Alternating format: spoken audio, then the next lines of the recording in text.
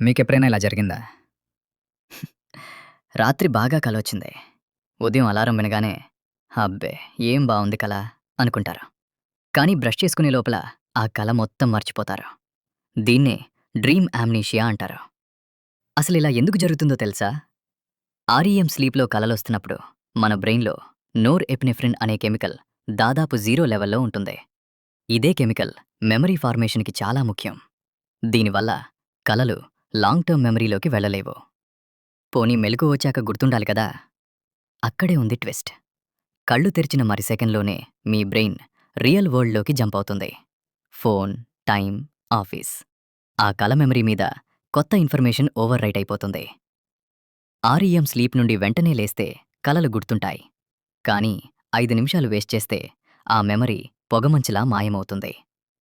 కలలు రిమెంబర్ చేసుకోవాలంటే కళ్ళు తెరిచిన వెంటనే నోట్ చేసుకోండి. లేదంటే పోయినట్టే.